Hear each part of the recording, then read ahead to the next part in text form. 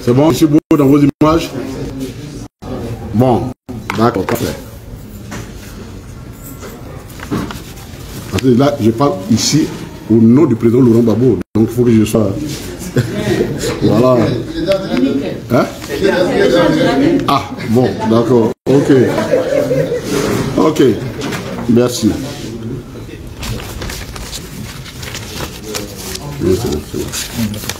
Ok.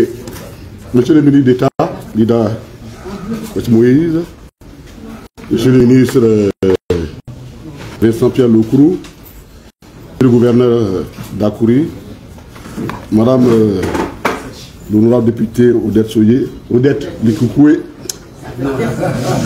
Odette Lorion, Marie Lorion, Odette, modèle. Monsieur le préfet, tous membres du CSP, le préfet Sam et Tiafé, mesdames et messieurs les journalistes, chers amis de la presse,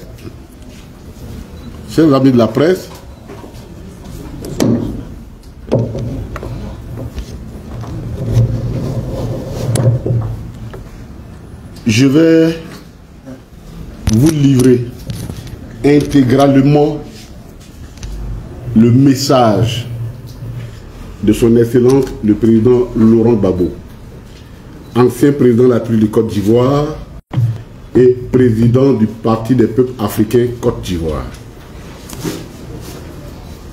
Mes chers compatriotes, mesdames et messieurs les journalistes, mesdames et messieurs qui nous écoutez à travers les divers canaux des médias sociaux, aujourd'hui, notre pays célèbre le 63e anniversaire de son accession à la souveraineté. Depuis mon départ du pouvoir, guidé en cela par mon respect pour les valeurs républicaines, j'ai toujours refusé de m'adresser à la nation.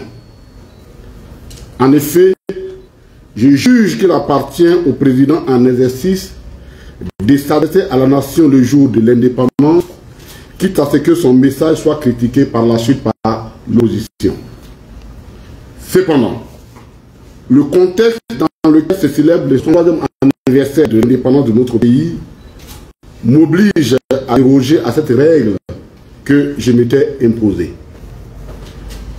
En effet, deux faits majeurs déterminent le contexte de la journée marquant la célébration de notre indépendance. Il s'agit du décès du président Henri Konan Bédié et de la situation très critique au Niger. Le 1er août dernier, le président Henri Konan Bédié, ancien président de la République de Côte d'Ivoire et président du PDCI-RDA, est décédé de façon brutale. La soudaineté de son décès continue d'émouvoir sans distinction toute la population ivoirienne.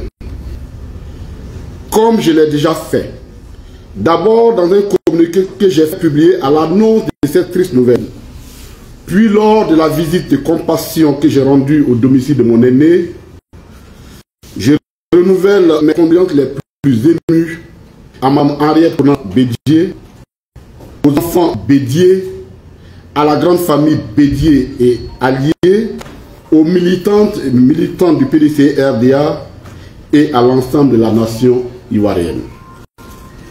J'en profite pour saluer à leur juste valeur les mesures prises par le président de la République en l'honneur de la mémoire de l'illustre disparu.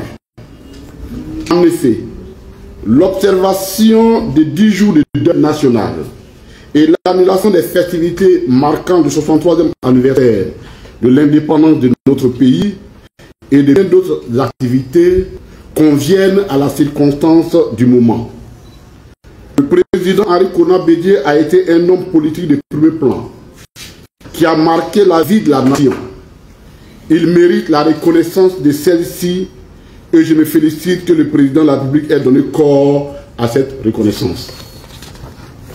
Cependant, je regrette que le président de la République n'en ait pas profité pour satisfaire l'une des demandes maintes fois formulées de son vivant par le président Henri Konan Bédié, à savoir la création d'un contexte favorable pour solder définitivement le passif des 2 dernières décennies marquées par de graves crises politiques.